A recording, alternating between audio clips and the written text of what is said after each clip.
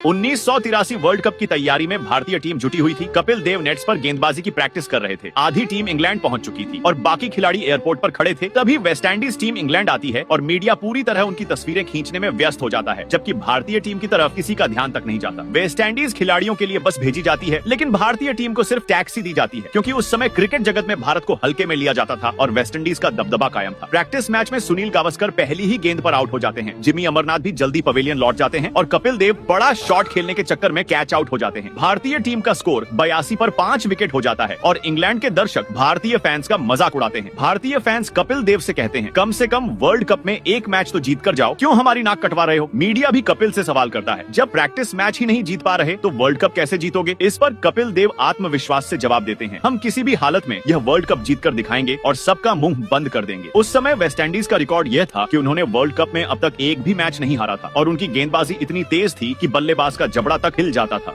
भारत की team West Indies खिलाड़ियों की नेट प्रैक्टिस देखने पहुंचती है, जहां एक खिलाड़ी बताता है कि वेस्टइंडीज के तेज गेंदबाज कितने दिग्गज बल्लेबाजों के विकेट उड़ा चुके हैं। इसके बाद भारतीय टीम इंग्लैंड की महारानी से मुलाकात करने जाती है, जहां महारानी सभी भारतीय बल्लेबाजों से हाथ मिलाती है। श्रीकांत जब वेस्टइंडीज के बल्लेबाजों से हाथ मिलाने जाते हैं, तभी माहौल और दिलचस्प हो उठता है। इधर भारत का पहला वर्ल्ड कप मैच वेस्टइंडीज जैसी मजबूत टीम के खिलाफ खेला जाता है। भारत की ओर से ओपनिंग करने सुनील गावस्कर और श्रीकांत आते हैं। वेस्टइंडीज का पहला ही गेंदबाज गावस्कर को तेज बाउंसर से चौंका देता है, लेकिन गावस्कर किसी तरह एक रन ले लेते हैं। नॉन स्ट्राइकर छोर पर आए श्रीकांत को पहली ही गेंद समझ नहीं आती और भारत का पहला विकेट गिर जाता है। जल्दी ही दूसरा विकेट भी खोने के बाद यशपाल शर्मा मैदान पर आते हैं और चौकों की बारिश कर मैच में जान डाल देते हैं। यशपाल और पाटिल के बीच अच्छी साझेदारी बनती है। जैसे ही वेस्टइंडीज का स्पिनर गेंदबाजी करने आता है, शर्मा उसकी पहली ही गेंद पर शानदार छक्का जड़ देते हैं। दोनों बल्लेबाज भारत को आगे बढ़ा रहे होते हैं, लेकिन पाटिल एक गेंद को पढ़ नहीं पाते और बोल्ड हो जाते हैं। स्कोर 125 पर भारत के 4 विकेट गिर जाते हैं। अब कप्तान कपिल देव क्रीज पर आते हैं, मगर ज्यादा देर नहीं टिकते और एक आसान कैच देकर पवेलियन लौट जाते हैं। लेकिन यशपाल अभी भी क्रीज पर टिके हुए होते हैं और भारत के स्कोर को तेजी से आगे बढ़ा रहे होते हैं। यशपाल दौड़कर अपना अर्धशतक पूरा कर लेते हैं और कपिल देव खड़े होकर ताली बजा रहे होते हैं, लेकिन तभी एक और विकेट गिर जाता है। फिर भी यशपाल रुकते नहीं हैं और लगातार रन बना रहे होते हैं। यशपाल चौकों और छक्कों की बारिश कर रहे होते हैं, लेकिन आखिरकार यशपाल क्लीन बोल्ड हो जाते हैं और एक शानदार पारी खेलकर पवेलियन लौट जाते हैं। यशपाल शर्मा ने 99 रन बनाकर टीम को मजबूती दी होती है। जब वे लौटते हैं तो डगआउट में सभी खिलाड़ी खड़े होकर ताली बजाकर उनका सम्मान कर रहे होते हैं। इंडियन टीम का स्कोर 246 रन पर पहुंच जाता है। अब बल्लेबाजी करने के लिए वेस्टइंडीज की टीम आती है। वेस्टइंडीज की टीम बहुत ही अच्छे से खेल रही होती है और इंडिया के बॉलरों पर दबाव साफ झलक रहा होता है। तभी यशपाल शर्मा के एक डायरेक्ट हिट से एक विकेट मिल जाता है और पूरा इंडिया बहुत खुश हो जाता है। अब दुनिया का सबसे बेहतरीन बल्लेबाज बैटिंग करने के लिए मैदान पर उतरता है विव रिचर्ड्स। पूरा ग्राउंड विव रिचर्ड्स चिल्ला रहा होता है। विव रिचर्ड्स आते ही अपने तेवर जाहिर कर देते हैं और इंडिया के बॉलरों की जमकर धुनाई कर रहे होते हैं। तभी मैच में बारिश शुरू हो जाती है और खेल कुछ देर के लिए रुक जाता है। उस समय वेस्टइंडीज का स्कोर 67 रन पर 2 विकेट होता है। सिंधु विव रिचर्ड्स से कहता है, कल तुझे देख लूंगा। अगले दिन का खेल शुरू होता है और भारत को बहुत बड़ा विकेट मिल जाता है विव रिचर्ड्स का। भारत ने वेस्टइंडीज टीम को 107 रन पर ही 5 विकेट पर ढेर कर दिया। इसके बाद तो जैसे विकेटों की झड़ी लग गई। वेस्टइंडीज की टीम भारतीय गेंदबाजों के सामने बेबस नजर आ रही थी। 157 रन तक पहुंचते पहुंचते उनके 9 विकेट गिर चुके। आखिरी बल्लेबाज सामने से एक शानदार छक्का जड़ देता है और अंतिम जोड़ी तेजी से रन बनाने लगती है। कपिल देव पर दबाव दिखने लगता है, लेकिन कपिल देव दिमाग लगाते हैं और स्पिनर को गेंदबाजी करने देते हैं। पहली ही गेंद पर स्पिनर को विकेट मिल जाता है और भारत ने दुनिया की सबसे मजबूत टीम को एक तरफा मात दे दी। भारतीय फैंस खुशी से झूम उठते हैं और टीम इंडिया भी अपनी पहली जीत का जश्न बड़े ही मजेदार अंदाज में मनाती है। इसके बाद भारत और जिम्बाब्वे का मैच होता है। भारत लगातार विकेट गिराता है और शानदार बल्लेबाजी करते हुए आसानी से मैच जीत जाता है। इस मैच में पाटिल को मैन ऑफ द मैच चुना जाता है। उधर वेस्टइंडीज की टीम भी अपने पुराने फॉर्म में लौट रही होती है और क्रिकेट की दुनिया में फिर से धमक दिखा रही होती है। भारत की टीम नेट प्रैक्टिस में जुट जाती है और अब अगला मुकाबला ऑस्ट्रेलिया से होता है। इस मैच में कपिल देव पहले ही ओवर में ऑस्ट्रेलिया का पहला विकेट गिरा देते हैं। इसके बाद ऑस्ट्रेलिया संभल कर खेलते हुए तेजी से रन बनाने लगता है और मैच रोमांचक दिशा में बढ़ जाता है। गेंदबाजों पर दबाव साफ नजर आने लगा। बीच में एक भारतीय गेंदबाज ने आसान सा कैच छोड़ दिया और उसके बाद तो कंगारू बल्लेबाजों ने जमकर भारतीय गेंदबाजों की धुनाई शुरू कर दी। यशपाल शर्मा ने भी आसान कैच टपका दिया, जिससे कपिल देव बेहद निराश नजर आए। अपनी टीम की ढीली फील्डिंग से वे बिल्कुल खुश नहीं थे। इस बीच ऑस्ट्रेलिया का मुख्य बल्लेबाज शानदार खेल दिखाते हुए अपना शतक पूरा कर गया और फिर थोड़ी देर बाद लंच का समय हो गया। लंच के दौरान कपिल देव हर खिलाड़ी को गौर से देख रहे थे। ड्रेसिंग रूम में सन्नाटा सन्नाटा पसरा था। सब खिलाड़ी सिर झुकाए हुए चुपचाप खाना खा रहे थे। लंच के बाद कपिल देव ने आते ही एक और विकेट उखाड़ फेंका, लेकिन उन्होंने उसका जश्न तक नहीं मनाया। इसके बाद उन्होंने एक एक करके विकेटों की झड़ी लगा। उनकी तूफानी गेंदबाजी ने पूरी ऑस्ट्रेलियाई टीम को झकझोर कर रख दिया। नतीजा यह रहा कि ऑस्ट्रेलिया की पारी 320 रनों पर सिमटी, लेकिन कपिल देव इस स्कोर से कतई संतुष्ट नहीं थे। उन्हें लगता था कि भारतीय टीम ने ऑस्ट्रेलिया को बेवजह बहुत ज्यादा रन बनाने का मौका दे दिया। लक्ष्य का पीछा करने उतरी भारतीय टीम की शुरुआत बेहद निराशाजनक रही। शुरुआती विकेट सस्ते में गिर गए और हालात और बिगड़ते गए। भारतीय बल्लेबाज ताश के पत्तों की तरह ढहते चले गए। स्कोर बोर्ड पर 66 रनों तक पहुंचते पहुंचते भारत के 6 विकेट गिर चुके। कपिल देव के चेहरे पर चिंता साफ झलक रही थी और टीम की उम्मीदें लगभग टूट चुकी थी। ऐसे मुश्किल समय में कपिल देव ने मोर्चा संभाला और रन बनाने की कोशिश की। उन्होंने चौकों छक्कों की बरसात कर दी और विपक्षी गेंदबाजों पर पलटवार शुरू कर दिया, लेकिन उनकी जुझारू पारी ज्यादा देर तक नहीं चल सकी और वे भी आउट होकर पवेलियन लौट गए। इसके बाद पूरी भारतीय टीम 162 रनों पर ढेर हो गई। वर्ल्ड कप का अहम मुकाबला भारत हार गया। मैच खत्म होने के बाद कपिल देव गुस्से से आग बबूला हो उठे और ड्रेसिंग रूम में अपने खिलाड़ियों पर जोर जोर से चिल्लाने लगे। वह टीम के प्रदर्शन से बेहद निराश थे और अब एक बार फिर मुकाबला भारत बनाम वेस्टइंडीज का था।